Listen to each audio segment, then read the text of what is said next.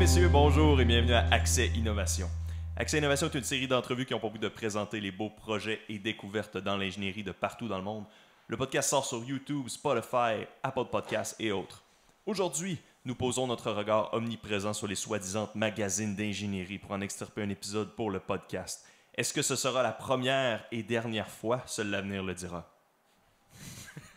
Mon nom est Émile Demers et je suis accompagné de mon ami Samuel Lemieux. Bienvenue. Salut. Bon retour, ça fait un petit bout. Puis là, je vous l'avais dit aux auditeurs qui sont attentifs, à l'épisode de Xavier Garand, c'était le grand retour de Xavier Garand. Ensuite de ça, le grand retour de Philippe Bourgault. Et là, c'est le grand retour de Samuel Lemieux. Donc, on a plein d'invités récurrents qui reviennent. Donc, c'est vraiment génial. Vraiment une bonne rotation. Ouais, ben oui, c'est Il y a un roster des... Ouais, c'est les Avengers pour de vrai. Là. Ben, j'allais dire comme SNL, t'as genre les acteurs récurrents, puis t'as les guests. Faudrait faire une table ronde à mener avec tout ce beau monde-là. Puis je sais pas ce serait quoi le sujet commun entre tous ces gens-là, mais je suis sûr qu'il y en aurait. Donc, aujourd'hui, on a un épisode vraiment loadé. Puis là, vous avez remarqué qu'on n'est pas dans notre décor habituel. Donc, pour les habitués, désolé de vous déstabiliser. On n'a pas de Nezuko en arrière pour la première fois, je pense, depuis qu'on a commencé la version vidéo. Fait que c'est un grand début. Donc, on commence le segment correction. Le segment correction d'Accès Innovation est un moment dans lequel vous pouvez nous bâcher en toute sécurité, de manière anonyme ou non anonyme. Laissez-nous un commentaire pour qu'on vous lise au prochain épisode. Donc aujourd'hui, on a un commentaire de Jérémy sur YouTube qu'on connaît tous les deux, ce Jérémy-là. Oui. On va pas nommer son nom de famille, mais je pense qu'on le connaît.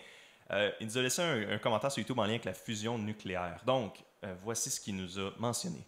La raison pour laquelle la fusion deutérium-tritium est intéressante, c'est parce que c'est la réaction qui a la section efficace, fait qu'il y a une genre de probabilité que la réaction se passe, la plus élevée donc aux températures de plasma qu'on peut atteindre en ce moment dans les réacteurs à fusion, donc les tokamaks. Si on est capable d'atteindre des températures plus élevées, d'autres réactions deviendraient intéressantes comme la réaction deutérium-deutérium, surtout parce que, comme Sam l'a dit, l'approvisionnement du tritium est compliqué, tandis que le deutérium est un isotope assez abondant dans l'eau. Fun fact, le tritium peut se recycler dans l'eau lourde qui se fait bombarder de neutrons dans les réacteurs à fission, et le Canada est le plus gros producteur de neutrons... le Canada est le plus gros producteur de tritium au monde. Tu as fait un bon topo en apportant la bémol parce que c'est vrai que les nouvelles ont tendance à clickbait et beaucoup de recherches se fait plus sur les tokamaks. J'ai vraiment dire ce mot-là. Un sujet intéressant serait de regarder le site d'ITER, donc un réacteur de recherche international qui se construit en France. GG Boys, merci beaucoup pour ton commentaire, Jérémy. N'hésitez pas aux autres si vous avez des commentaires comme ça, de les donner. Puis Jérémy, je pense que c'est une belle idée de potentiel prochain épisode. Ouais, merci. Fait que, ouais, voilà. Qu'est-ce que tu en penses du commentaire à Jérémy? C'est quand même un gros commentaire. On voit qu'il y a un certain background là-dedans, là, probablement. Ouais.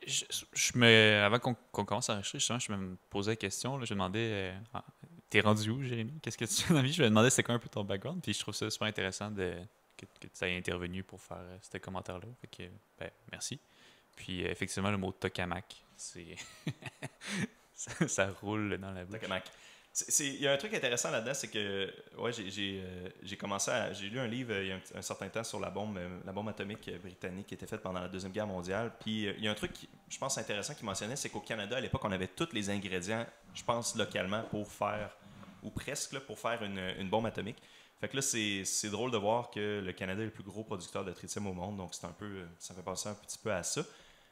Donc, ouais, merci Jérémy pour ton commentaire, vraiment beau commentaire. Ensuite de ça, le segment « Le prix est correct » avec Alexandre Desmarteau. Alexandre Desmarteau n'est pas présent dans la salle. On est chez lui aujourd'hui, mais il n'est pas dans la salle. Donc, j'ai préparé un petit quelque chose pour Sam encore une fois parce que je suis le grand perdant du prix est correct. Donc, je veux pas compétitionner contre lui. Donc, je vais juste le laisser compétitionner tout seul. Donc, Sam, aujourd'hui, on fait un épisode basé sur les magazines d'ingénierie. Donc, c'est les design engineering que j'avais à ma job, que j'ai ramené. Donc, quel est le prix d'un abonnement digital annuel au design engineering? Attends, c'est ceux-là, dans le fond? Ouais, c'est ça. Bon, en dollars canadiens. Tu veux annuellement en dollars canadiens? Donc, le prix d'un abonnement annuel à la version digitale? 150. La réponse est 0$, c'est gratuit. Oh! Désolé, la fois, j'avais pas préparé, mais je me disais, Alex, ça va être là, peut-être qu'on va le faire avec Alex, mais là, finalement, j'ai quand même improvisé de spot, fait que c'est gratuit pour consultation, fait que c'est ça qui est cool, mais c'est comme un reader, c'est juste un reader dans le site. La version papier, ça coûte quelque chose? Je sais pas comment ça coûte, je pense que c'est gratuit aussi, honnêtement. Parce que ça, là, c'est ça qu'on va parler, là, ces pubs-là, est-ce que ces pubs-là, ces magazines-là, c'est plein de pubs. Fait que je peux comprendre pourquoi ça serait comme autosuffisant là, comme truc. Là, parce qu'il y a beaucoup de pubs. Puis même les articles de nouvelles qu'on va lire, vous allez voir qu'il y a comme un fond de publicité derrière. Là. C'est Ouais, tout le temps. Hein. telle compagnie.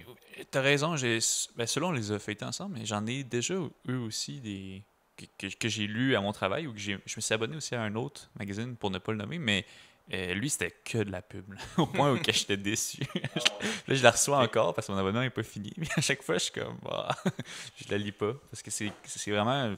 Ben, je pense qu'il se finance beaucoup avec la pub. Non, la pub explicite, là, que tu as un carré de pub, mais aussi avec des compagnies qui achètent un spot pour. Fait un article sur telle affaire. Fait que là, ils font voici une nouvelle technologie incroyable. Puis finalement, ben, c'est juste la compagnie qui l'a elle-même financé pour qu'on en parle puis que tu achètes le produit ou que tu l'utilises. Ouais. Fait que des fois, ça peut avoir aucune valeur parce que c'est comme. Si c'est la compagnie elle-même qui a payé, ben c'est peut-être pas tant impressionnant que ça parce qu'il n'y a pas un third party qui juge. Des fois, la technologie est super intéressante, mais je pense que ça a peu de valeur scientifique dans le sens qu'on veut tout le temps avoir une certaine objectivité quand on parle de science. Puis c'est important, mais là, si tu lis quelque chose puis tu as l'impression que c'est incroyable parce que la personne qui l'a écrit a été payée pour te dire à quel point c'est incroyable, je pense que ça perd un peu de sa valeur. Définitivement. Fait que j'espère qu'aujourd'hui, peut-être qu'en lisant ces nouvelles-là, on pourrait essayer de garder un peu en tête ce côté-là, là, peut-être ce côté objectif-là. Ça va être ça un peu notre défi là, en parlant de ces nouvelles-là. Là. Ouais. Mais avant ça, on voulait faire un petit segment, un petit nouveau segment, un segment optionnel. Parce que vous savez qu'avec ces innovations, on aime beaucoup parler des films qu'on écoute. Ça revient souvent. Là. Moi, j'aime vraiment écouter les films, Sam aussi, je pense. Puis là, on est allé écouter Oppenheimer. Puis c'est un film qui a vraiment qui est très lourd scientifiquement, là, on va se dire. Il y a vraiment une charge scientifique fait que sur la création de la première bombe atomique. On a parlé un petit peu tantôt. Qu'est-ce que tu as trouvé, Sam, de ce film-là qui est sorti, ça fait à peu près 2 semaines, là, je pense? Ouais, moi je l'ai écouté un peu après toi. Tu sais, je savais déjà un peu ton feedback sur le film. On s'est pas spoilé. D'habitude, c'est moi, entre les deux, qui spoil les choses. Mais... Ouais. Fait que je savais pas exactement à quoi m'attendre. Comme tout le monde, je pense que j'étais hype par le trailer. C'est un... Bah, il y a 2 volets. Un, il y a le hype lié au fait que c'est le nouveau film de Christopher Nolan. Fait que tout le monde était comme, oh wow, ça va être vraiment hot, avant même que personne l'ait vu. Puis la deuxième chose, c'est que c'est un biopic sur un scientifique. Ce qui est quand même rare, je pense, ou relativement rare. Puis je trouve ça super intéressant parce que souvent les biopics, ça va être sur des gens qui ont fondé des entreprises ou des sportifs. Des politiciens. Des politiciens. Là, c'était un scientifique. Puis les scientifiques, souvent, sont dans l'ombre. Il se passe des grandes choses. Puis c'est pas le chemin facile d'être un scientifique. J'ai l'impression que tu passes beaucoup de temps à chercher des choses, à tester des choses. Puis la réalité, c'est que souvent, ton travail peut être réfuté ou ce que tu cherches peut ne pas avoir de valeur scientifique ou ça peut être quelque chose qui a déjà été découvert. Fait que je pense qu'il y a beaucoup de frustration ou de choses qui aboutissent pas dans la carrière scientifique. Fait que de voir quelqu'un qui a eu, objectivement parlant, beaucoup de succès dans sa carrière, puis son équipe aussi, tout le monde qui l'a entouré dans le développement de la bombe atomique, ben je pense que c'est le fun de voir ça. Ouais. Même si ça a des conséquences après ça, mais... Oui, tout à fait. Puis je pense que le film en soi, quand on parlait d'articles financés, on s'entend, c'est un film américain qui s'adresse à un public américain. Ouais. Fait que, bon, comme tous les films de guerre, j'ai l'impression qu'il y a tout le temps un volet, pas de propagande, mais de mettre de l'avant un peu la grandeur de la machine militaire américaine. Fait que, bon, il y a ça. Mais toujours est-il que ce que j'aimais du film, c'est que on voyait des scientifiques. Les héros, c'était les scientifiques. Fait que dans le film, tu vois des grands noms. Là, comme dans le trailer, tout le monde a vu Einstein, on voit Bohr, on voit toutes sortes de scientifiques que tu as déjà entendu leur nom, mais là, sont imagés ou sont incarnés au grand écran. C'est comme les Avengers des scientifiques. Là. J'avais vu ça avant de le voir. Là, c'est comme tous les gros scientifiques qui sont là au moins une fois. Il y a tellement de caméos. Puis tellement de gros acteurs aussi qui les jouent. Là. Ouais, vraiment. Puis, bon, le film en soi, c'est un grand film. Là. Je pense qu'au niveau de la réalisation, c'est vraiment bien. Il y a beaucoup de jeux avec le temps. Les musiques sont le fun. Les acteurs sont bons. Les acteurs, tu vois qu'ils veulent jouer dans le film. Ouais, c'est ça. Sont tous, ils ont tout le temps. Il y en a beaucoup. Il y a beaucoup de gros noms. Puis chacun livre une très belle performance, là, je trouvais. Là. Ouais. Ce que j'aime aussi, c'est que quand on parle de la science dans le film, bon, il y a un peu.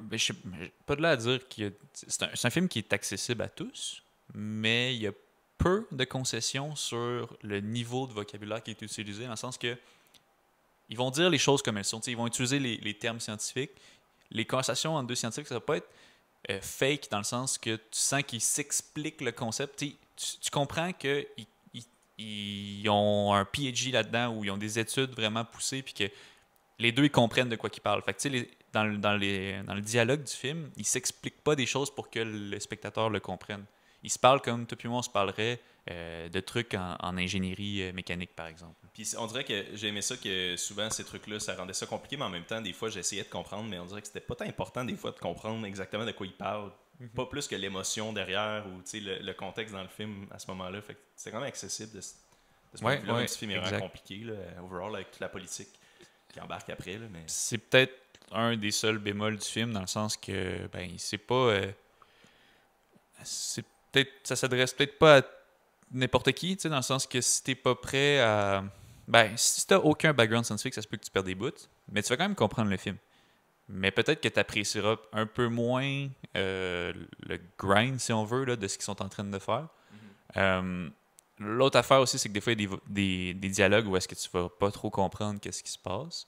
Après ça aussi, si t'aimes les films bourrés d'action, c'est pas ça. Là. Oui, il y a une bombe atomique, mais c'est un biopic. Il n'y a rien, là, c'est tellement tranquille. Là, c'est ça, il n'y a pas de scène de guerre et tout ça. Il y a plus de scènes d'amour que de scènes d'explosion. Ouais, c'est vrai.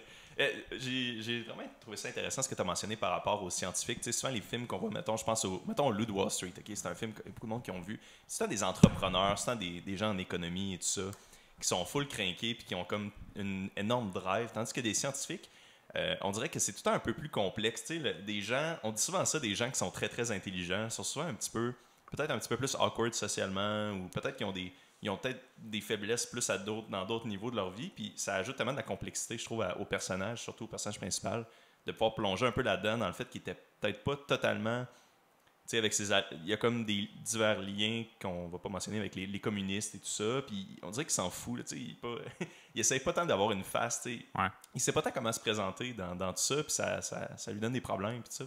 Fait que je trouvais ça vraiment hot de ce point de vue-là, comme tu as mentionné, puis en tout cas, je trouve ça vraiment cool. Je trouve que ça fait partie un peu du génie de ce film-là, de mettre en lumière des gens qui sont pas en lumière d'habitude. Ouais, c'est vrai que... je l'ai pas vu, mais tu sais, il y a un film avec Tobey Maguire, je pense, qui joue un champion d'échecs. Là. Ça dit-tu quelque chose, ça? C'est genre un champion d'échecs peut-être des années 80, là, puis... fait que c'est peut-être un genre de film qui serait similaire. Fait qu'il faudrait que je check ça, dans le fond. Là. Mais en tout cas... Mais c'est ça. C'est un bon point. Je pense que... Je pense justement que dans les films, d'habitude, t'as comme souvent le héros ou le méchant qui a besoin de quelque chose. Il va aller voir le scientifique, puis le scientifique, c'est quelqu'un dans sa robe blanche qui est genre « Oh oui », et puis là, il commence à te déblatérer une tonne de mots que personne ne comprend, puis « Oh, voici ton gadget que tu vas utiliser » ou « Voici l'arme incroyable », puis après, il disparaît, c'est fini. Là, t'as vraiment... Ce sont les héros du film, c'est eux qui ont une vie au final, là, qui ont des enfants, qui ont des femmes, qui ont des problèmes personnels, qui ont des intérêts, qui ont des choses qui les dérangent, ils ont des dilemmes. Fait que ça, je pense que c'est vraiment une force du film. Puis je trouvais ça intéressant aussi, justement, le fait que c'est des scientifiques. Nous, on travaille tous les deux dans des domaines d'ingénierie différents, quand même similaires, mais qui peuvent être différents en même temps. Puis ils posent beaucoup le lien avec la conséquence de ça, sur quoi tu travailles. Il y a comme une importance qui est donnée à ça. Puis aussi, un peu à la désuétude, là, que je trouve intéressant. Il y a beaucoup de liens entre c'est comme une période dans le temps, je pense, que ils commençaient à faire le saut vers la physique quantique, puis ça commençait à être découvert, puis il y en avait qui refusaient d'y croire, il y en a d'autres qui croyaient. Puis c'est comme un thème récurrent un peu dans le film de voir que, mettons, OK, là t'es rendu, là. Il faut que tu passes à un autre appel, il faut que tu passes à une nouvelle technologie, sinon t'es comme laissé en arrière, t'es laissé aux oubliettes. Un peu avec le personnage d'Einstein, qui à l'époque était un peu contre ça, la physique quantique, tu sais.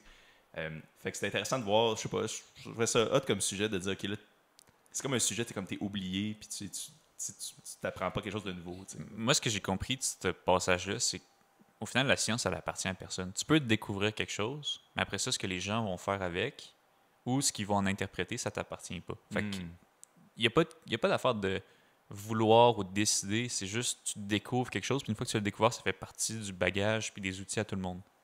Puis après ça, Einstein, si ce n'est un exemple, il a découvert la théorie, mais il ne s'accordait pas sur ce qu'il a découvert. Ce qu'il a découvert, il n'était pas d'accord avec ça. Il pensait pas que c'était la réalité ou que c'était nécessairement une bonne théorie, au final. Mais les autres personnages, eux, ils vont dans le sens contraire, où est-ce que c'est devenu un outil pour eux, puis ils ont poussé ça au maximum, puis ils ont fait des choses concrètes. Fait au final, bon, je pense que c'est juste une bonne analogie avec la réalité de la science. Ouais. Génial. Ben, je pense que t'avais-tu mentionné ce que tu voulais mentionner par rapport à ce film-là, Oppenheimer? Non, je veux pas non plus que ça devienne juste nous qui pompent le film en fou. Ouais, c'est ça. Ouais, Mais je suis content. Je vais pas. Avant, ben, comme tu disais, on est fans de cinéma. Avant, on travaillait les deux dans un cinéma ensemble, puis on allait tout le temps voir des films. Je pense qu'en vieillissant, je vais en voir de moins en moins. En fait, ben, j'en écoute beaucoup à la maison, mais aller au cinéma, c'est quelque chose que je fais de moins en moins pour plusieurs raisons. Je pense que maintenant, avec les services de streaming, c'est peut-être plus accessible à la maison, mais aussi, ça rend quand même assez cher le cinéma. Ouais. Puis que j'essaie d'y aller pour des occasions qui valent la peine. Puis Oppenheimer, c'est le genre de film qui m'a fait aller au cinéma. Il en vaut la peine, ouais. Je suis totalement d'accord avec ça. Excellent. Fait qu'on peut commencer un peu à parler du sujet principal. Puis là, je vois que t'as mis des informations supplémentaires, ce qui est génial. Fidèle à mon habitude, je popule le OneNote à la dernière minute. Tu l'as populé, ben c'est parfait ça. Fait qu'on va y aller. Je pense qu'on a 4 sujets au total qu'on voulait vous parler. Fait que, overall, ce qu'on a fait, on est allé au Wexkey, puis là, on a lu les magazines, puis là, on a trouvé des sujets qu'on trouvait intéressants, un peu des nouvelles. Fait que là, les années de ça, on va les mentionner, mais tu sais, overall, ça tourne autour de 2022, 2023. Ça peut être un petit peu plus vieux, là, tu sais, ça peut être justement de 1 an, mais c'est des nouvelles qui ont quand même de l'impact, puis quand même un peu de la viande à parler. Fait qu'on trouvait ça correct quand même. Donc, premièrement, ça c'est un peu un warm-up, là. Le Canada achète des fighter jets. Le gouvernement du Canada a annoncé l'achat de 88 F-35 pour remplacer sa flotte de CF-18 d'ici à 2032. Cela représente un énorme investissement de 19 milliards de dollars, ce qui inclut aussi de la maintenance pour des appareils, de l'équipement et la construction d'établissements, des facilities, d'escouades de jets modernes à Bagotville, au Québec, et à Cold Lake, en Alberta.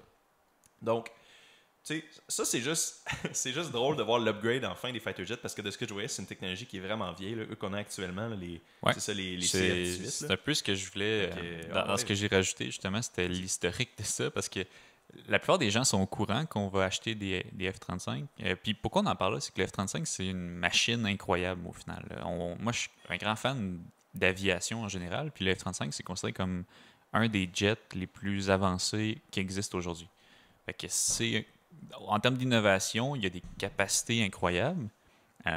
Puis les gens savent en général qu'on veut acheter des avions parce que ça a fait une grande polémique dans les nouvelles quand ça a été annoncé, pour plusieurs raisons. Fait que les gens souvent associent le F-35 avec la politique autour.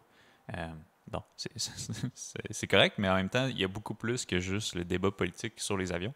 Fait que juste pour faire une chronologie rapide, le F-35, c'est l'issue d'un projet qui s'appelle le Joint Strike Fighter, qui est un projet qui a été lancé à la fin des années 90 pour développer un avion de 5e génération. Par 5e génération, on entend un avion avec des capacités technologiques supérieures à ce qui existait auparavant. Fait qu'autant en portée, en capacité, en furtivité. Le F-35, c'est un avion qui est très furtif. Donc, sur les radars, sa signature est extrêmement faible. Donc, c'est fait pour faire toutes sortes de missions. Donc, plusieurs pays se sont rassemblés pour développer cet avion de 5e génération. Fait qu'il y avait les États-Unis, il y avait le Royaume-Uni, l'Italie, les Pays-Bas, l'Australie et le Canada. Donc, tout ça pour dire qu'en 2006-2008 à peu près, ils ont fait le premier prototype de cet avion-là qui volait. Puis, le Canada a annoncé qu'il allait remplacer sa flotte de CF-18 par des F-35. Un CF-18, en fait, c'est un F-18, mais pour l'armée canadienne. On rajoute l'appellation C devant. Ouais. C'est quasiment comme juste un tweak ou une genre de SKU. Ouais. L'avion n'est pas identique. Là. Il y a certains tweaks qui sont faits, mais le frame, en général, c'est le même avion, mais mis à part quelques adaptations pour nos missions qui peuvent être différentes de d'autres pays. Donc, on disait que, justement, le gouvernement du Canada a dit qu'il allait remplacer ces CF-18 par des F-35 d'ici 2017. Le gouvernement Harper il a annoncé en 2010 qu'il allait acheter 65 F-35 au coût de 9 milliards de dollars. Ça, c'est important pour la suite des choses. Au total? Oui, c'est au total, clairement. Fait que c'était en 2010. C'était quand même assez tôt dans le projet où est-ce que le F-35 n'avait pas encore démontré sa capacité. Il n'y en avait pas beaucoup qui avaient été construits. Puis ça a fait polémique parce qu'ils voulaient les acheter sans appel d'offres. Donc, c'est comme. Généralement, quand le gouvernement achète des choses, surtout des choses qui coûtent cher, ils vont faire des appels d'offres. Donc, plein de compagnies peuvent bider dessus. Harper faisait l'argument que c'était le meilleur avion, puis il fallait l'acheter. Fait qu'il disait qu'il n'y a pas d'avion qui vaut la peine d'être en appel d'offres contre, fait qu'on va l'acheter sans appel d'offres. Fait qu'en 2012, le Parti libéral, eux, ont fait campagne contre ça pour dire on n'est pas d'accord qu'il n'y a pas d'appel d'offres. Ils jugeaient l'avion trop cher puis pas assez fiable, puis ils critiquaient beaucoup le single source, le fait de ne pas aller chercher d'autres compétiteurs. C'est comme s'il n'y a pas de compétition, fait que le prix va être naturellement un peu plus haut. Fait qu'il y a eu plein de débats, puis il y a même eu les élections qui ont remplacé les conservateurs par les libéraux. Il y a eu plein de débats sur ça, puis au point où est-ce que quand les libéraux ont gagné l'élection, ils ont annulé le contrat. Donc on a refusé finalement d'acheter les F-35. Bon, là, ça règle pas le problème, parce qu'on avait les CF-18, qui sont des avions de 4e génération, vieillissants. Puis un avion qui vieillit, c'est pas bon, parce que ça va coûter de plus en plus cher en maintenance. Puis aussi, nous, on est intégrés beaucoup avec les États-Unis puis le reste de l'OTAN. Fait que c'est important que les nouveaux armements puissent fitter sur nos avions, parce que sinon, on est inutile dans des campagnes militaires avec nos alliés. C'est pour ça que c'était important quand même de remplacer ces CF-18-là, parce qu'ils sont très vieux. Là. Ils ont été commissionnés, il me semble, dans les années 80. Fait que on parle d'un appareil qui est quand même assez... qui a de l'âge, qui a de l'historique. Donc, devant ce besoin-là, au final, les libéraux ont dit, OK, bon, ben là, ce qu'on va faire, c'est qu'on va refaire un appel d'offres pour un nouvel avion, dont le F-35. Fait que là, à ce moment-là, il y avait le F-35 qui participait. Puis là, vu qu'il y avait un appel d'offres, ils ont aussi invité plein d'autres constructeurs, dont il y avait Dassault, il me semble, il y avait Saab, puis il y avait l'Eurofighter, qui est un jet développé par l'Union européenne. Puis finalement, il y en a juste deux qui se qualifiaient, le F-35 puis le Gripen de Saab. Fait qu'il y a eu cet appel d'offres-là. Puis entre-temps, ils ont même acheté des avions australiens. Ils ont racheté des F-18 en Australie pour juste venir dépanner le temps qu'on finisse d'acheter les F-35. OK. Wow. Fait que finalement, tout ça, on a circle. Puis là, la nouvelle, en fait, c'est qu'en 2022, le gouvernement, on dit que le F-35 était supérieur au Saab dans l'appel d'offres. Fait qu'ils ont gagné conditionnellement. Puis là, la news qu'on parle, c'est qu'en 2023, ils ont gagné définitivement. Fait que ça veut dire qu'en 2022, ils ont fait gagner le F-35 conditionnellement à ce que les négociations fonctionnent. Puis là, ça a fonctionné, puis on a officiellement acheté les F-35. Puis là, pour combien? Pour 19 milliards de dollars. Donc, 19 milliards. Plus de 2 fois ce qu'on avait initialement négocié. Par contre, on a un peu plus d'appareils. On a 88 appareils au lieu d'une soixantaine. Mais toujours est-il que le prix unitaire est plus élevé. C'est normal. On les achète près de 10 ans plus tard, même plus de 10 ans plus tard.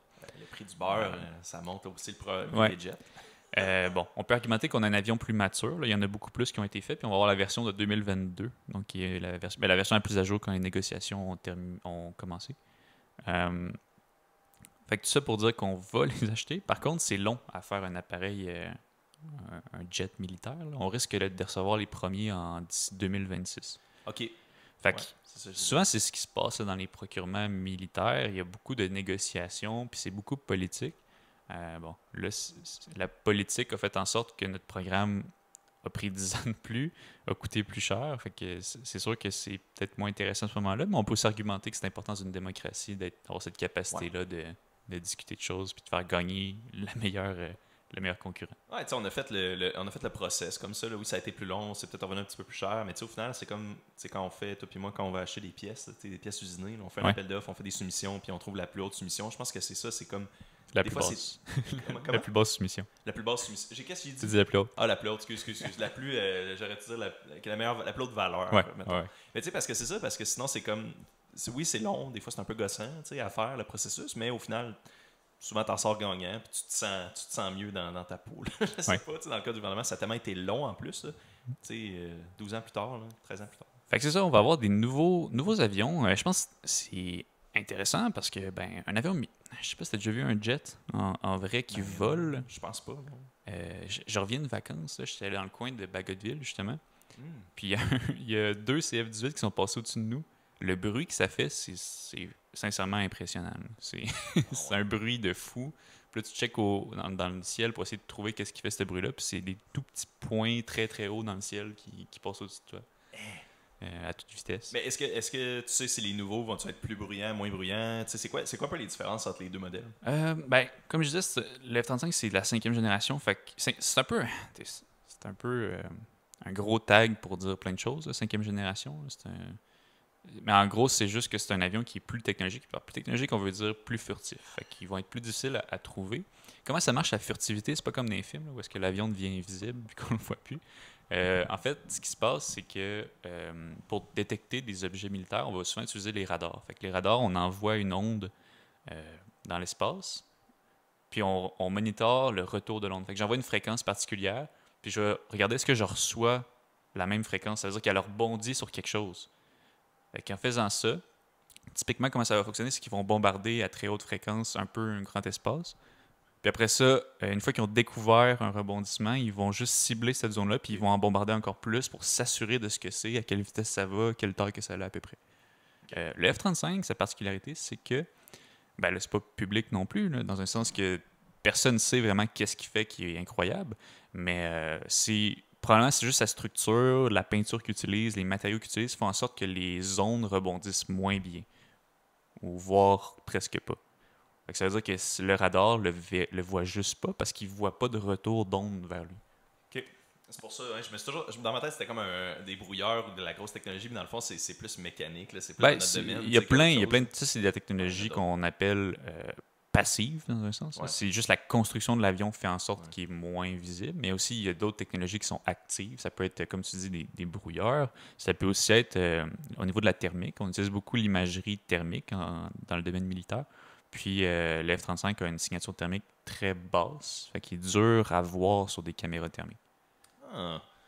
Ok, fait que ça ajoute un peu à. Ça ajoute un peu Des à avions de cette 5e valeur-là. génération, il n'y en a pas des tonnes. Moi, je les avais notés. Il y en a le F-35, naturellement, qui est un avion multirôle qu'on appelle. C'est-à-dire qu'il peut exécuter des missions de tout type, fait au sol, dans les airs.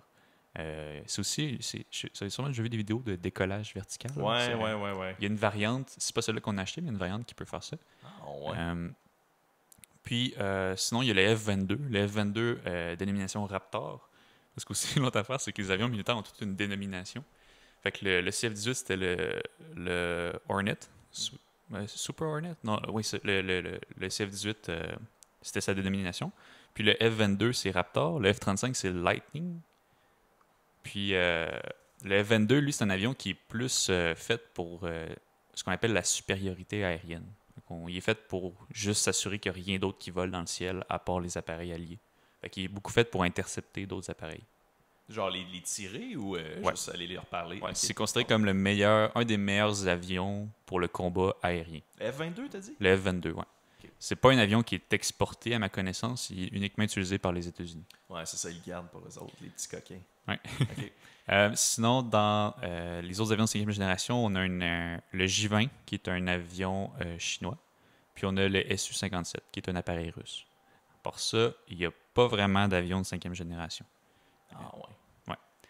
Ouais. Je m'étais noté, j'avais trouvé un graphique intéressant des coûts, là, les coûts par heure. Fait que du F-35, puis là, c'est le modèle F-35. Je sais pas exactement c'est quelle génération. Là. Je pense que c'était Lightning 2, mais tu sais, je sais pas exactement comment ça a évolué depuis le temps, là, mais il mentionnait que c'était en dollars USD, 43 200 dollars USD pour une heure. Puis le FA-18E, donc similaire au CF-18, on peut s'imaginer, 13 200 dollars US. Fait que c'est à peu près 3 fois moins cher par heure. Fait que sûrement que ça va vraiment plus vite. Puis tu sais, je suis sûr qu'il y a des gains là-dedans, là, mais c'est tellement cher. Ouais, ça coûte extrêmement cher faire voler un jet, naturellement. Bon, tu peux remettre certaines choses en perspective. Là. Les coûts de maintenance sont aussi significatifs. Puis le coût de maintenance d'un appareil comme le F-18 qui a été commissionné dans les années 90, mettons, ben, ça peut être beaucoup plus gros que ceux d'un F-35, selon les situations. Puis aussi, juste au niveau des capacités, dans un sens que c'est quand même on a un énorme pays. Là. Puis honnêtement, 88 appareils, c'est pas beaucoup. On s'entend. Mettons, il va en avoir 40 à l'est, 40 à l'ouest. Là. Fait que, bon, c'est bien, on s'achète des nouveaux avions, mais c'est important quand même, je pense, de garder certaines capacités, si on veut. Là, on avait un appareil qui était assez vieillot. Ben oui, les images de ça, là, j'ai regardé les images, puis ça fait vraiment, je sais pas, il y a comme il y a toutes sortes de couleurs dessus, puis tu vois juste que le style, en le regardant, c'est pas ce que tu t'imagines en passant un jet, tellement qu'il est vieux, là. Ouais. Les CF-18, là, j'essaierai de mettre une image. Fait que, voilà. Fait que, y avait-tu d'autres trucs intéressants à parler par rapport à la technologie derrière, ou, Oui, tu sais, ben, il y a plein de choses en fait, là, mais on va pas prendre l'épisode juste pour ça, mais il y a plein de technologies intéressantes dans F-35. Là. Notamment, il y a je sais pas si tu as déjà entendu parler du casque qui va avec l'avion. Là. C'est un casque non? où est-ce que le pilote, dans son casque, il y a une projection de son environnement. Ah ouais, je Fait sais, qu'il là. peut voir en dessous de lui, au travers l'avion, si on veut, parce qu'il y a des caméras autour de l'avion. Puis il est capable d'être dans son casque, qui est comme une réalité augmentée, où est-ce qu'il est capable de vraiment voir son environnement, beaucoup plus que dans les vieux appareils, où est-ce qu'il peut juste voir par son hublot. Ah, wow, ok, c'est quand même Ça, cool. c'est vraiment cool. Sinon aussi, il y a beaucoup d'échanges de données que tu peux faire avec ces appareils-là. Ces avions-là peuvent parler. Tu peux par exemple avoir un avion qui vole très très haut avec un immense radar pour cibler des places. Puis le F-35 peut lancer un missile. Le missile communique avec cet avion-là qui est uniquement fait pour la télécommunication puis du repérage. Puis c'est cet avion-là qui commande le missile. Comme, il y a comme vraiment une intégration avec d'autres systèmes. C'est comme les accessoires, là. C'est comme, si tu veux, on peut te vendre aussi l'avion radar avec, puis Ouais, il y a beaucoup de choses qui font que ces avions-là sont supérieurs. Puis, juste pour conclure, au niveau des heures de vol, ben en fait, ce n'est pas nécessairement avec ça que je vais conclure. Il y a une autre affaire que je vais parler après, mais avec les trucs des heures de vol, on parlait des films. Je peux faire un lien avec les films. Là. Je sais pas si tu as entendu parler de ça, mais le film Top Gun, ouais. euh, Le nouveau, mettons, le 2 ouais, le nouveau. Puis probablement le premier aussi, mais le nouveau, ça j'en suis sûr, je l'avais lu dans un article, mais essentiellement, l'armée américaine avait payé, avait pris la facture des heures de vol. Ils ont prêté des appareils au film, puis ils ont payé la facture des heures de vol, parce que ça coûte une Ok. beurrée là, à faire voler ces appareils-là. Ouais. Puis c'est une immense pub en même temps. fait que Exactement. ça leur Quand on revient, parlait là. que c'est toujours une pub pour l'industrie militaire puis l'armée américaine. Fait que c'est un peu ça qui s'est passé dans ce film-là, mais je pense, au niveau du budget du film, je pense qu'il aurait passé quasiment la moitié juste en maintenance d'appareils, en gaz aussi, puis en pilote. Là. Ouais, c'est des films qui coûtent cher à faire à la base, même sans jet. Tu sais, Oppenheimer, je pense que c'est un budget, film qu'on parlait tantôt, il n'y a pas beaucoup d'effets spéciaux. C'est un film qui a un budget de 100 millions de dollars. Fait qu'imagine en plus, si tu prends juste cette base-là puis tu ajoutes des jets et tout, là, ça doit être assez exorbitant. Ouais. Puis, ben, bon, pour terminer, ce que ça implique pour le Canada aussi, d'acheter ces avions-là, c'est que généralement, quand on fait des acquisitions d'équipements, on va toujours s'assurer qu'il y a une partie de l'argent qui est reversée dans l'économie du pays. Fait que, en ce moment, pour le développement du F-35, on a reçu des contrats, ben, entre 2002 et 2014, le gros du développement de l'appareil, on a reçu pour 637 millions de contrats d'ingénierie, de design. C'était ça le programme JSF, dans le fond, de reverser les pays participent au développement de l'avion. Puis si on l'achète dans le contrat, on estime qu'il y aurait des retombées d'à peu près 10 milliards de dollars au Canada. Fait que quand on dit que ça coûte 19 milliards, oui, mais il y a toujours une portion du contrat qui est négociée pour reverser de l'argent dans l'économie Ouais. du pays qui achète l'appareil. Ça nous aide un petit peu au final, là. C'est ça. Juste Si pour on les veut. travailleurs, Ben, l'économie. on peut argumenter aussi qu'il y a une partie de cet argent-là qui va aller à des actionnaires et à des compagnies américaines qui vont retourner aux États-Unis. Mais toujours est-il qu'il y a une partie qui va. Parce qu'au Canada, on a une grosse industrie, surtout à Montréal, une industrie de l'avion. On a des Bombardier, des CAE, des Pratt Whitney. Pratt Whitney, c'est eux qui font le moteur du F-35. C'est le F-135, le moteur. Fait que, on a plein de compagnies qui seraient prêts à prendre des contrats de fabrication de ces appareils-là. Fait que ça risque de créer beaucoup d'emplois dans la région. Ça, c'est bien, ouais. Puis c'est ça. C'est là l'intérêt j'imagine, des centres à Bagotville puis à Cold Lake, là, j'imagine. Là. Ça, c'est des établissements. Ça, c'est des d'escouade. bases militaires, en fait. La base c'est de des bases. Bagotville puis la base de Cold Lake. Ok. C'est eux qui vont accueillir les appareils. OK, fait que, mais c'est qu'ils vont construire, de ce que je comprends, c'est qu'ils vont construire des centres pour les accueillir, c'est ça? Ils vont adapter les bases existantes pour accueillir ces nouveaux appareils-là. Mais ce que je parle, les contrats commerciaux, ça serait plus dans les entreprises privées, si on veut. Ouais, plus en général dans l'économie. Ouais. OK. Ah, génial. Bon, parfait. Ben, c'est vraiment une belle parenthèse par rapport à, à tout ça. J'aime vraiment ce que tu as mentionné par rapport au casque. Peut-être que ce serait intéressant d'en faire un épisode sur la réalité augmentée parce que je trouve que c'est vraiment un beau sujet là, qui vaudrait la peine d'être parlé à un moment donné. Puis pour le futur, là, les prochaines 10 prochaines années, je pense qu'en ingénierie en général, ça va vraiment changer un peu notre manière de fonctionner, là, la réalité augmentée. Là, puis En tout cas, j'y crois pas autant que Mark Zuckerberg, mais je pense que j'y crois un peu. Excellent. Donc, on va continuer. On va changer de sujet. Fait que là, dans le Design Engineering, novembre-décembre 2022, il y avait un article quand même intéressant sur les algues bioniques. Puis là, en fait, il appelait ça algues bioniques, là, mais c'est un peu des machines qui absorbent du CO2 finalement. Puis on entend un petit peu parler. Là, depuis les dernières années, c'est un sujet qui revient souvent avec les quantités de CO2 dans l'air. Fait que je vais juste vous lire un peu le résumé que j'avais écrit par rapport à ça, puis après on pourra peut-être en parler un petit peu. Festo, okay, la compagnie de pneumatiques puis d'équipements, équipements de pneumatiques, pompes, qui est un géant de l'industrie. Toi puis moi, c'est une évidence, c'est qui Festo, mais peut-être que les gens ne connaissent pas, mais c'est un énorme manufacturier d'équipements ou de fitting pneumatiques. C'est énorme. Ils ont récemment démontré un concept fonctionnel de leur photobionic cell. Une algue bionique, entre guillemets, qui transforme du liquide d'algue en biomasse, pouvant potentiellement être utilisé comme remplacement pour du pétrole dans plusieurs produits, donc des biocarburants. L'engin, qui fait 3 mètres de haut, exploite la photosynthèse des algues pour transformer l'eau, l'énergie solaire et CO2 en oxygène et en biocarburant. Donc, ça pourrait être utilisé pour réduire la quantité de CO2 dans l'atmosphère parce qu'on vient l'absorber dans cette transformation-là. Mettons qu'on fait des comparaisons. Là, 1 mètre carré de forêt absorbe 1 à 2 kg de CO2 par an puis ajoute 12 tonnes de biomasse. En comparaison, leur photobionic cell, leur concept, peut absorber 100 kg de CO2 par mètre carré par an et produirait 70 tonnes de biomasse. Donc, c'est vraiment significatif comme changement. Il y a des bémols à ça, c'est sûr.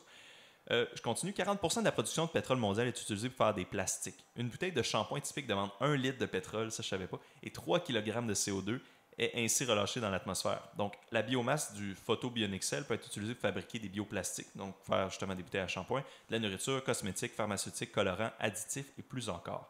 Et ces produits pourraient être recyclés ensuite pour refaire d'autres liquides algues. Fait que c'est ça, c'est un genre de boucle, ça peut être réinjecté dans le système.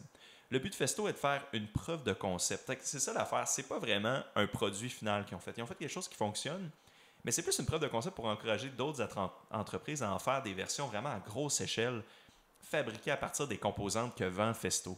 Fait que c'est là l'idée de la pub. C'est ça que je trouvais vraiment intéressant. Donc, ils pourraient potentiellement absorber ces nouveaux engins-là, commerciaux industriels, 2000 kg par mètre carré de CO2.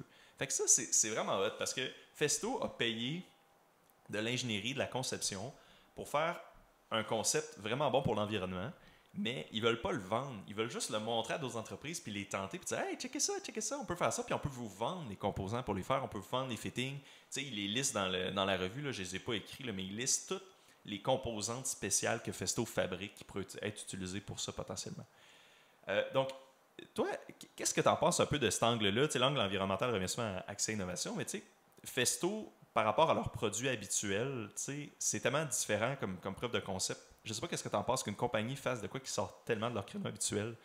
C'est intéressant. Honnêtement, je pense que le concept, c'est encore très préliminaire, mais je trouve ça intéressant que les gens réfléchissent à des façons de mieux utiliser nos ressources. On sait tous que c'est super important. Là. On est en pleine... je ne veux pas dire crise climatique, là, mais il fait chaud. Dans un sens qu'il y a beaucoup... C'est quoi qui revient de plus en plus, puis ça ne va pas aller en diminuant dans nos discussions puis dans nos préoccupations, si on veut.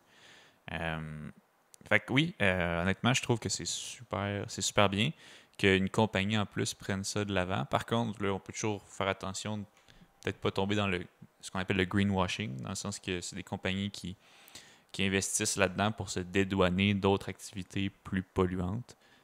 Festo, à ma connaissance, peut-être pas une compagnie qui a cet historique-là. Je sais pas, je ne veux pas trop plus m'avancer là-dessus. Là. C'est pas ça pas ça le point. Mais je trouve ça bien d'allier les deux. Là.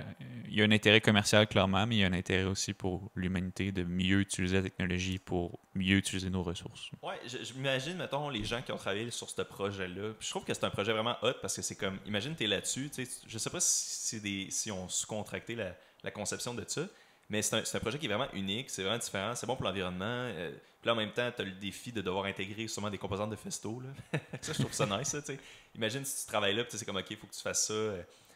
Puis aussi, l'engin, là, je vais essayer de mettre une image, mais c'est vraiment, ils ont vraiment, je pense qu'ils ont essayé de faire en sorte que l'apparence avait l'air scientifique, puis avait l'air comme d'un arbre bionique. Là, il y a du verre, puis il y a comme un frame en aluminium, ça a comme une forme d'arbre. Là. Je sais pas pourquoi, il y a sûrement une raison derrière ça. Là. Ils n'ont pas, je pense, expliqué en détail. Là. Mais, Festo font aussi, je pense qu'ils font pas juste des fittings, ils font aussi j'ai vu des moteurs électriques, des choses comme ça.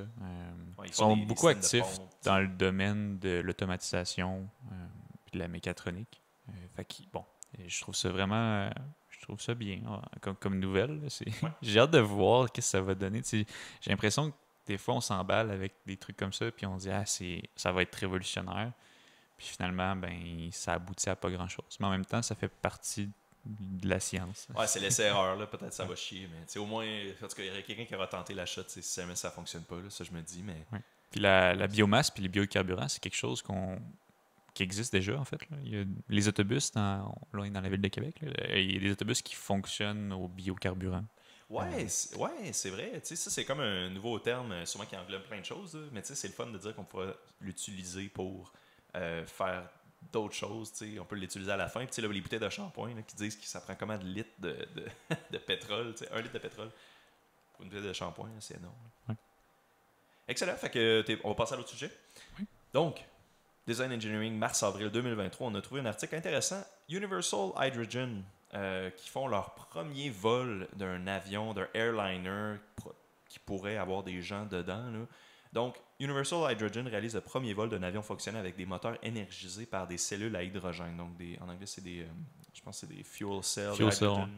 Hydrogen fuel cell. Donc, ils l'ont nommé humoristiquement Lightning McLean. Okay. On pourrait mettre le son du rire, mais on le fera pas là, dans le soundboard qu'on a du petit setup d'audio. L'avion a volé pendant 15 minutes jusqu'à une altitude de 3500 pieds. L'avion employait 2 séries de moteurs. C'est ça qu'il y avait comme les deux en même temps. C'est ça qui est intéressant. Donc, des moteurs standards et d'autres électriques. Les cellules à hydrogène alimentent directement le moteur électrique sans batterie. Donc, ça ne passe pas par une batterie. La propulsion pendant le vol utilisait les 2 moteurs simultanément, mais principalement, là, c'était la propulsion à base d'hydrogène. Là, j'ai dit qu'il n'y a pas de batterie. Il n'y a pas de batterie comme standard lithium-ion, mais il y a des batteries à hydrogène, évidemment. C'est sur ça que ça fonctionne, sur ce principe-là qu'on va expliquer un petit peu. Les premiers vols pour passagers sont attendus pour 2025. Donc, pour le moment, l'avion du premier test était un 40 places, mais évidemment, je pense que c'était juste les pilotes, copilotes à l'intérieur. Ils développent aussi des kits de conversion. Quand tu vas sur le site web, j'ai vu ça, là, c'est quand même intéressant. Donc, la moyenne des avions commerciaux sont des vieux de plus de 10 ans. Donc, ça peut être assez long si tu dis qu'on veut complètement remplacer la flotte d'avions. Mm-hmm. Un peu comme on a parlé avec les F-35. Ça a pris comme 12-13 ans avant de enfin pouvoir les acheter et puis ensuite les fabriquer. C'est vraiment long.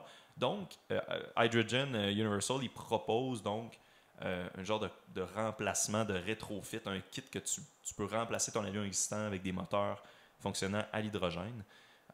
Donc, je pense que c'est un petit peu plus vert. Là. Je sais, en fait, on va expliquer comment ça fonctionne, cette technologie-là. Ça explique un petit peu pourquoi c'est un petit peu plus vert. Donc, la base de la propulsion à hydrogène, c'est que tu as la pile à combustible à l'hydrogène. Donc, ça fonctionne là-dessus. Qui emploie un genre de procédé chimique pour faire presque comme toutes les autres batteries. C'est vraiment similaire. Là. C'est un bain de liquide. Tu injectes des produits. Tu as un échange d'électrons. Donc, on fournit de l'H2, ça c'est l'anode, et de l'oxygène à la cathode. L'H2 il est séparé en protons et en électrons. Les protons traversant la membrane d'électrolyte vers la cathode, donc il y a un déplacement. Les électrons fuient donc le système pour générer du courant électrique. À la cathode, les protons, ça c'est des H+, c'est d'hydrogène, et l'oxygène se combine pour faire de l'H2O. Donc, au net, j'avais mis une image, je vais la mettre à l'écran. Au net, on entre de l'oxygène dans le système, on entre de l'hydrogène, du H2 dans le système, et on en ressort d'énergie électrique, et de l'eau, et d'autres H2. Donc, le H2, je pense que c'est souvent mentionné comme étant l'élément qui en a le plus commun dans l'univers. Donc, ça va être long avant qu'on en manque. Puis l'oxygène, on en a dans l'air. En fait, on a une abondance d'hydrogène. L'hydrogène sous forme gazeuse, on en a un peu, mais il faut le produire dans le fond. C'est ça qui est peut-être difficile. Ah, ok, vas-y. Comme tu as dit, l'hydrogène, il y en a dans l'eau, puis l'eau, c'est ce qu'on a à peu près le plus sur la Terre.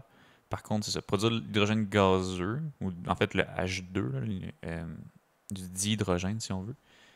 C'est ça qui est difficile. Il y a plusieurs méthodes. Tu peux le faire par électrolyse de l'eau. Donc, en faisant passer un courant électrique dans l'eau, tu sépares, tu es capable de séparer l'hydrogène de l'oxygène.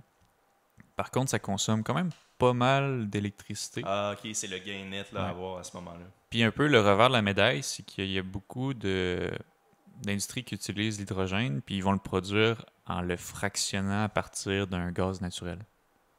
Fait qu'ils ils vont extraire un gaz naturel qui est riche en carbone et en hydrogène, puis ils vont utiliser des procédés pour extraire l'hydrogène sous forme d'hydrogène. Faut que tu le trouves, c'est ça, faut que tu le trouves. Parce que je sais que dans le soleil, il y en a, j'ai l'impression qu'il y en a énormément. Là. C'est une réaction qui fabrique ou qui utilise. Ouais, c'est une grosse réaction de fusion nucléaire. Mais on va pas aller mettre des mines dans le soleil. Là. Je sais pas quoi. Non, mais fait que c'est ça la difficulté. C'est là un peu le bémol. C'est un bémol dans le sens faut le fabriquer, puis la réalité, c'est que la méthode la plus cheap de le fabriquer, c'est une méthode polluante. Fait que des fois, t'es mal pris. Ouais, il faut que tu exploites des gaz naturels pour fabriquer ton gaz qui est supposé être propre, mais ça va mal. Il y a aussi le défi de le transporter. Le dihydrogène, c'est un gaz qui est extrêmement réactif. Tout le monde a déjà été au secondaire quand que le prof amène une balloune, puis là, il approche une flamme, puis ça explose. Une balloune remplie d'hydrogène. Fait que c'est quelque chose c'est un gaz qui est difficile à transporter. Puis c'est pour ça qu'au départ, on parlait de moteurs à hydrogène.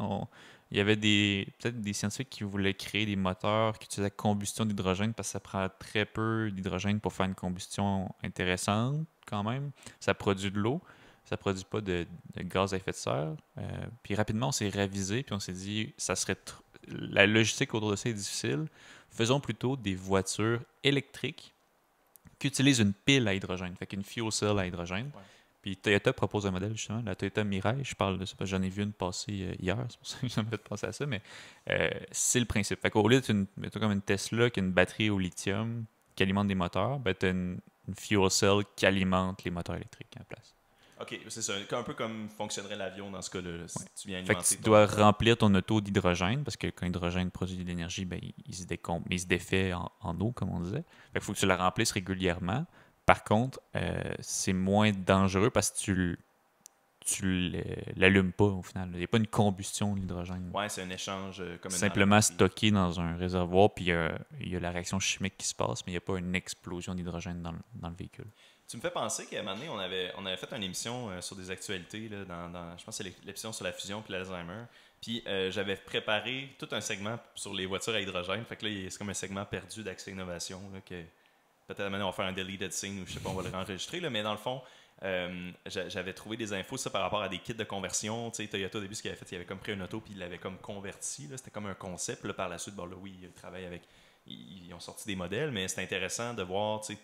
J'avais déjà vu des schémas, là, tous les tanks à hydrogène, la manière que c'était fait en dessous du véhicule. Tu dois les mettre à quelque part, ces réservoirs-là, puis c'est des gros réservoirs. Il faut que ça soit protégé. Des gros tubes, des gros fittings pour pas que ça s'échappe, pas qu'il y ait de fuite puis de danger. Fait que c'est une technologie quand même curieuse parce qu'on dirait que ça fait longtemps, il me semble qu'on en entend parler. Là. Moi, ça fait non seulement c'est très réactif, aussi, c'est pas gros. Un atome d'hydrogène, c'est pas très gros. Ça peut se faufiler dans beaucoup de réservoirs. Ouais? Ça peut fuir facilement à cause de ça? Oui. C'est tout petit comme molécule. Puis aussi, l'autre affaire, c'est que par molécule, il n'y a pas énormément d'énergie. Fait que, il y en a beaucoup, mais dans le sens que souvent, tu vas comprimer le réservoir pour en mettre le plus possible pour justement être capable d'avoir une autonomie qui fait du sens. Parce que ça prend relativement beaucoup d'atomes d'hydrogène pour faire une quantité d'énergie appréciable versus une grosse molécule comme, mettons, l'essence qu'on met dans nos voitures. C'est une grosse molécule organique avec beaucoup de carbone, beaucoup d'hydrogène.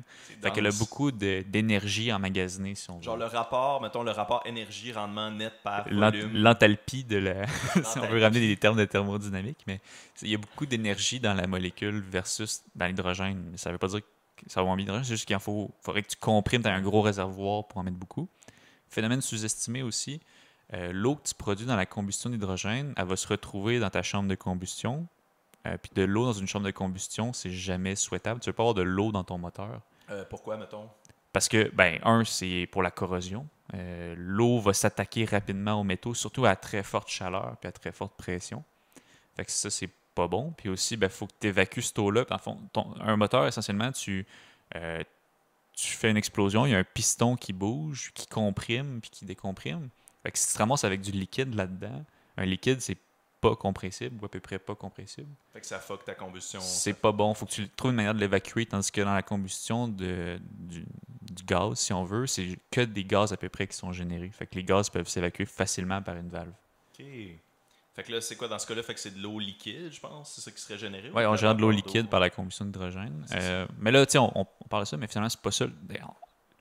Ce on remarque aujourd'hui, c'est que c'est peut-être pas un bon concept de vouloir faire exploser l'hydrogène dans un moteur. Mais la pile à combustible, ce qu'on parle dans l'article, ça semble être la méthode préconisée. Utiliser l'hydrogène pour générer de l'électricité, Mhm. puis c'est utiliser cette électricité-là dans les moteurs, un peu comme le font la plupart des voitures électriques aujourd'hui. Ouais, c'est ça. C'est intéressant aussi que ce que je trouve intéressant, c'est que l'avion, je trouvais ça drôle, ils ont trouvé ça plus sécuritaire pour leur premier test de garder les moteurs de l'avion existant puis de ajouter en plus les moteurs, des moteurs électriques qui étaient Oui. alimentés par des piles à hydrogène, fait qu'il y avait les deux. Fait que là, je me suis comme posé la question en m'en venant, j'étais comme peut-être que cette lourdeur-là que ça ajouterait, peut-être que ça peut fucker un peu ton rendement puis faire en sorte que ça vende plus de jus, mais ils utilisaient les deux en même temps. Ouais. Les deux moteurs.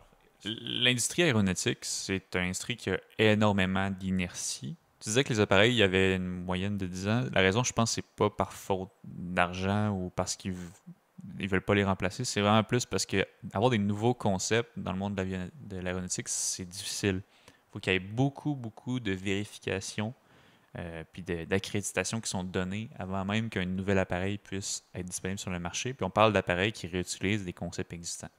Là, si tu veux mettre un moteur électrique dans un avion, j'imagine que c'est un chemin de croix là, en termes d'amener ça sur le marché. Fait que ça, c'est une chose. Puis deuxième aussi, dans un avion, ça prend beaucoup, beaucoup, beaucoup de propulsion pour réussir à faire décoller un avion. Fait que ça prend un rapport puissance-poids qui est spécifique. Là. Il y a un certain level à atteindre pour que l'avion décolle. Fait que ça, c'est une autre chose. Ça veut dire que le moteur électrique, il faut qu'il produise beaucoup de puissance, mais qu'il soit vraiment pas lourd. Avant, j'avais déjà entendu parler de moteur électrique pour des avions, mais on parlait de batterie. Les batteries, ça a tendance à être très lourd. Peut-être que là, le facteur est plus intéressant avec les piles à hydrogène. Mais toujours est-il que je pense que la raison pourquoi ils ont fait une combinaison des deux, c'est que si ça marche pas, faut que ça vole ou à peu près quand même. Tu sais. Ouais, clairement. L'avion, C'est la carcasse à tombe. c'est plate, mais une auto, ça peut faire un accident puis les gens peuvent s'en sortir. Un avion, ça peut pas. Ouais. S'il y a une défaillance, à peu près tout le monde va mourir dans Mais l'avion. peut-être que je me trompe en pensant ça, mais je me disais peut-être que ce serait plus facile à automatiser le vol de l'avion, avoir aucun pilote, puis voler au-dessus d'une zone sécuritaire, mettons, qu'il n'y a rien, que d'avoir deux pilotes dans l'avion, puis avoir un autre set de moteurs. Je sais pas qu'est-ce que tu en penses de ça. Oui, c'est une bonne question. Je sais pas, en fait. À quel point ça s'autopilote un avion? Parce que je sais que ça s'autopilote à un certain degré. Oui, quand Il y a même. des drones, tu sais, il y a plein des d'affaires. je sais que les atterrissages, quand il y a des mauvaises conditions de piste et qu'il y a peu de visibilité, les pilotes vont avoir tendance à faire des atterrissages automatiques. Wow, ok, ouais. Fait que ça utilise le GPS de l'avion pour atterrir. Ouais. Mais c'est pas de quoi qui est utilisé de manière large. Je sais pas si c'est un blocage justement à cause de la sécurité. Ouais, c'est peut-être ça. Parce que d'ailleurs, point de lien avec le F-35, il y a eu un écrasement de F-35 il n'y a pas longtemps. Puis ce qu'ils pensent qui est arrivé, c'était à l'atterrissage, dans le fond, c'était en test. À l'atterrissage, il y avait deux avions qui volaient à une distance quand même assez proche, un des deux. Puis, pendant l'atterrissage, il y a eu un petit peu de turbulence, probablement lié au fait qu'on suivait un autre avion. Puis, ce qui est arrivé, c'est que l'ordinateur de bord était en mode atterrissage automatique. Puis, la turbulence a fait en sorte qu'il y a eu un glitch dans les calculs de l'atterrissage. Fait que l'avion s'est mis à braquer très violemment vers la droite pendant l'atterrissage. Puis, le pilote a essayé de ramener ça manuellement. Il n'a pas été capable. Fait qu'il s'est éjecté. Puis, il a survécu, mais l'avion s'est écrasé. Ah. Fait que c'est un. Je pense, bon, mon point avec ça, c'est peut-être que c'est pourquoi on n'a peut-être pas d'avion qui vole tout seul. Je pense que le software est jamais parfait, puis on peut difficilement mettre l'imputabilité de mort de centaines de personnes sur un ordinateur. Ouais. Est-ce que tu volerais dans un avion, tu sais, demain matin, est-ce que tu volerais dans un avion qui n'a pas de pilote? Peut-être c'est ça aussi. Tu sais, quand tu rentres dans l'avion, autant les pilotes qui sont là, puis qui disent bonjour, puis quand ça part, ils sont là. C'est peut-être juste pour ajouter un niveau de sécurité, puis dire on est là, on s'occupe de ça au cas où il y a quelque chose. Peut-être. J'ai déjà travaillé dans le domaine aéronautique, puis c'est un domaine il y a de la redondance partout. Tous les systèmes ont plusieurs façons de s'actionner. Fait que si, exemple, le train d'atterrissage, si le bouton ne marche pas, il y a un levier pour l'actionner. Puis il y a plein d'autres sous-systèmes en parallèle pour plein d'autres choses. Fait que tout confier à un ordinateur, c'est peut-être ça aussi la raison. T'sais. On veut avoir quelqu'un qui est capable de prendre des décisions ou faire des manipulations en cas de défaillance. Ouais, un degré de sécurité. Tu sais, c'est bien beau avoir ChatGPT comme pilote, mais ChatGPT, le pilote d'avion. Non, mais ouais, t'as raison. C'est tout le temps bien d'avoir le facteur de sécurité comme ça, tu sais. Fait qu'un avion, voilà. Je pense qu'on a bien résumé quand même cette nouvelle-là. Fait qu'on va passer à la dernière nouvelle qu'on avait. Donc, l'équipe de Sandia, en fait, le laboratoire de Sandia. Donc, c'est un laboratoire de R&D du département de l'énergie des États-Unis. Je ne sais pas s'il est où exactement. Est-ce que tu sais, il est où ce laboratoire Non, de Sandia? Bon. honnêtement, j'ai vu ça dans le OneNote, Bon, ça me dit rien du je sais tout. pas. Bon, c'est un laboratoire, ça, donc, qui est fondé par le gouvernement, qui est payé par le gouvernement. Ils ont annoncé avoir développé un nouveau super alliage, entre guillemets, super alloy, qu'eux utilisaient comme terme en anglais, imprimé en 3D qui est plus fort, plus léger et plus résistant à haute température que ses compétiteurs. Le plus haute température, il est important là-dedans. Hein. Donc, le laboratoire explique que le gain relié à la résistance à la température élevée permettrait aux usines, aux centrales électriques à produire plus d'électricité avec moins. Car des turbines faites de ce matériau pourraient conserver leur force à des hautes températures, permettant de convertir plus de chaleur en électricité. Bon, je suis pas sûr comme de catcher exactement. Tu sais, je comprends, c'est peut-être moins de pertes, mais attends, je veux juste mentionner, il est fait de quoi, puis après on se lancera, puis on aura fini.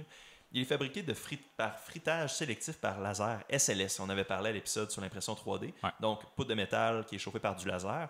Il est composé de 42% aluminium, 25% titanium, 13% niobium, 8% zirconium, 8% molybdénum et 4% tantalum. Je trouve ça drôle de les mentionner. Voilà. Fait que là, excuse, je t'ai interrompu. C'est quoi que. Ben non, mais j'allais juste dire que moi, ça me parlait de ton deuxième paragraphe. En fait, les super alliages, c'est quelque chose qu'on a développé relativement récemment dans l'histoire. En fait, avant, on utilisait beaucoup le fer comme métal. Après ça, on a développé l'acier, qui est un alliage. Un alliage, en fait, vous pouvez voir ça comme un. C'est comme, dans les liquides, on parle de solution. Là, quand on mélange plusieurs choses ensemble, on a un mélange de liquides. Dans les métaux, on appelle ça un alliage. On va mélanger plusieurs métaux. Donc, c'est littéralement, je vais prendre ma fonderie, je vais mettre un petit peu de cuivre, un petit peu de fer, un petit peu de whatever. Je vais faire fondre ça, ça va donner un alliage. Une recette, là, c'est un nouveau métal, un mix. Ouais, on peut appeler ça un nouveau métal, mais au final, c'est un mélange solide de plusieurs métaux. Fait que là, tout ce que tu as nommé, c'était la recette de ce nouveau métal-là. Mais des alliages, on en a plusieurs qui existent. L'acier inoxydable, c'est un alliage de fer. Il y a du fer, il y a du chrome, il y a toutes sortes de choses qui viennent faire en sorte qu'il ne s'oxyde à peu près pas. Donc, après ça, dans les aciers inoxydables, on a une série complète. Là. Il y a plein d'aciers différents. Dans les super alliages, un que je connais beaucoup, c'est l'Inconel. L'Inconel, c'est un alliage qui est composé majoritairement de nickel. C'est ce qu'on utilise beaucoup dans les moteurs d'avion. Puis l'Inconel, à peu près les propriétés que tu étais en train de décrire, puis tu parlais de turbine. Puis la raison pourquoi que ça devient des super alliages, c'est que contrairement à l'acier, ces alliages-là ont plus de ductilité. Donc, ils peuvent quand on les déforme, ils sont capables de se déformer. Ils ont une très grande résistance mécanique. C'est-à-dire que si je veux le briser, ça me prend beaucoup de force. Mais si j'applique cette force-là, autrement dit, il ne va pas résister, casser. Il va résister, se déformer un petit peu, se déformer encore, casser. Ça, c'est important. Parce que dans un avion, tu as des grandes forces, mais tu as des grandes chaleurs, tu as des gros différentiels de température externe aussi. C'est-à-dire que l'avion au sol va avoir une certaine température, en volant plus haut, ça va être très froid. Puis c'est important, quand tu es très ductile, ça veut dire que tu peux subir ces variations de chaleur-là sans que ta limite à laquelle tu peux soumettre ton matériau va trop diminuer. Dans un moteur d'avion, c'est parfait. Dans une turbine, c'est parfait parce que tu peux avoir température ambiante, puis tu peux avoir 300 degrés Celsius, mais tu vas encore garder des propriétés intéressantes, une certaine rigidité structurelle, puis tu n'auras pas de bris soudain, de rupture. Fait que c'est plus sécuritaire au final. C'est plus sécuritaire pour un avion, puis dans le cas d'une turbine, c'est que tu peux te faire un petit peu plus longtemps avant qu'elle brise s'il y a des défauts. C'est pas nécessairement pour la sécurité, c'est plus pour pousser encore plus loin les performances. C'est-à-dire que si tu résistes plus, tu peux mettre des plus grosses turbines, plus de carburant, tout grossir un peu. Là, juste rendre ça plus puissant encore, parce que un facteur limitant, ça aurait été ton matériel. Ton matériel aurait rompu. Là, avec un super alliage, c'est pas juste qu'il est plus fort, c'est qu'il est plus fort sur une plage d'opération beaucoup plus large. Fait que tu peux vraiment l'utiliser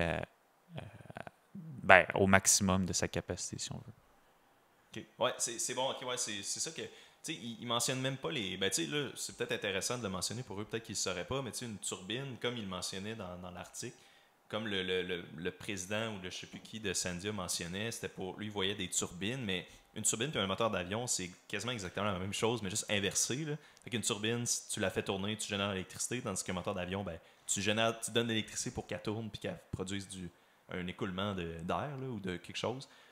Fait que dans ce cas-là, c'est ça, c'est plus similaire. ou moins, c'est des fois, les moteurs d'avion, souvent, tu vas injecter du carburant dedans. C'est pas. Ben, de l'énergie, là, je veux dire. T'injectes, oui. Ça fait tourner. Puis là, la ça, je veux dire. turbine, oui, c'est ça. Puis les moteurs d'avion, ils vont générer de La poussée. la poussée. Mais les turbines, en fait, en soi, tu peux dire qu'un moteur d'avion a une turbine. Il y a une turbine dans un moteur Ben, d'avion. oui, non, mais une turbine, ça génère du courant. Puis, ben, ça génère de l'énergie. Puis un moteur d'avion, c'est. Et généralement, quand on va l'inverse. dire turbine, effectivement, on parle de quelque chose qui est au sol, là, puis qui va produire de l'électricité.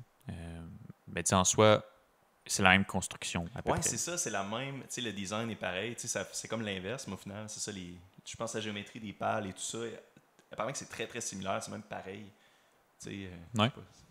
Je trouvais ça surprenant quand c'était un épisode en lien avec les barrages hydroélectriques qui m'avait mentionné ça. Là, le gars, là, j'ai oublié son nom, je pense que c'est Grégoire. Ouais, Grégoire m'avait mentionné ça. Fait que vous pourrez aller voir cet épisode-là si ça vous intéresse. C'était l'épisode 13 sur l'oxygénation des turbines. Voilà. T'avais-tu d'autres choses que tu aimerais mentionner par rapport à ce super alliage?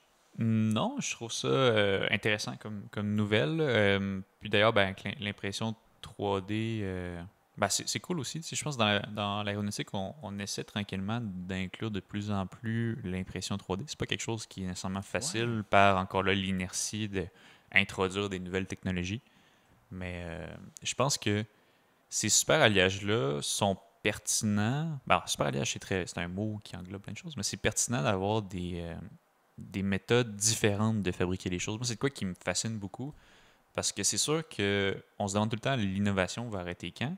Mais si tu développes des nouveaux outils, ça fait juste repousser la date à laquelle on va se dire là, on a tout fait le maximum avec ce qu'on a. Fait que là, ben, je trouve ça le fun. C'est un nouvel outil qui s'ajoute, puis peut-être que lui va générer des centaines d'inventions, des choses, des nouvelles applications. Fait que ça, c'est vraiment cool.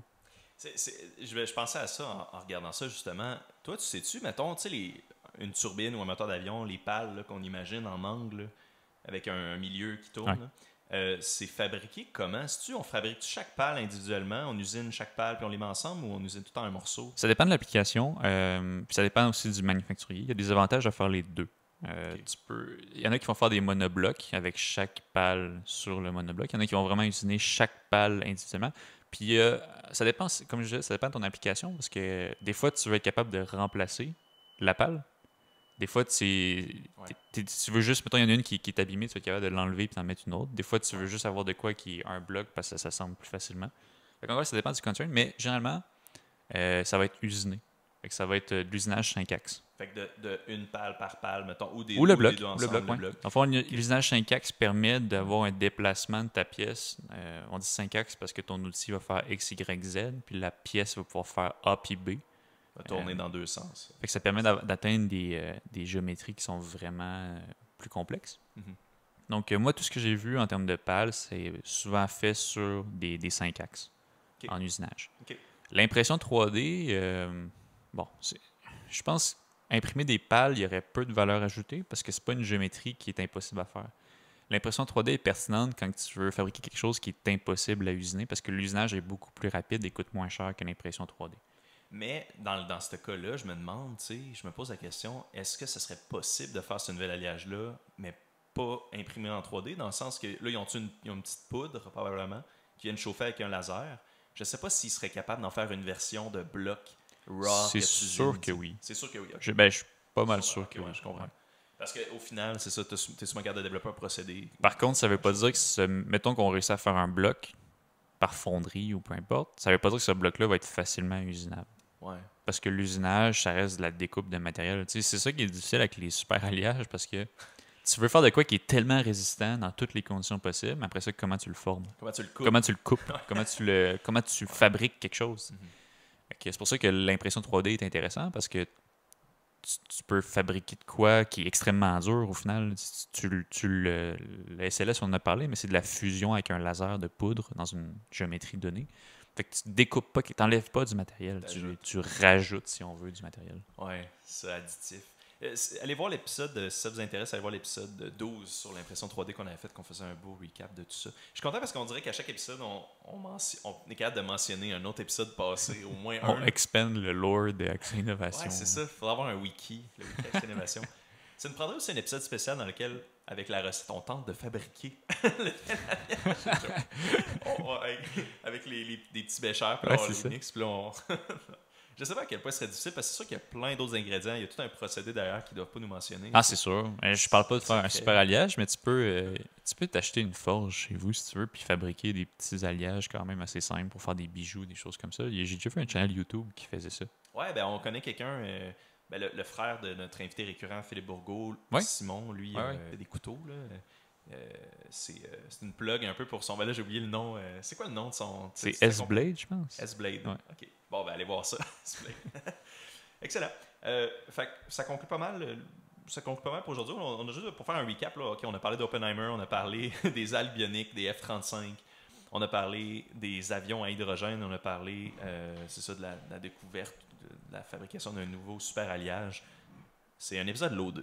Ouais, ben, peut-être un nouveau format, mais je trouvais ça intéressant d'aller s'éparpiller sur plein de petits sujets. Ça varie. Des fois, on aime ça, juste prendre un sujet puis le découper au complet. Au fond. Là, ben, c'était plein de petites affaires. Faites-nous part si ça vous plaît. Moi, j'aimais ça quand même, là, de pouvoir parler de plein de sujets différents. Je suis quelqu'un qui aime ça apprendre, puis j'aime ça retenir des informations. Fait que quand j'ai plein de sujets, je suis content. Ouais, tu vas t'en rappeler, c'est ça. Quand on va faire l'épisode 45, tu vas te rappeler. Ouais, tu sais, on avait parlé de l'épisode 3D, puis tu vas t'en rappeler. Excellent. Ben, ça conclut l'émission pour aujourd'hui. Merci encore pour ta présence, Sam, comme d'habitude. Ça fait plaisir. Merci aux auditeurs aussi d'avoir écouté Accès Innovation. Pour plus d'informations, consultez nos pages Facebook et LinkedIn. À la prochaine. Merci.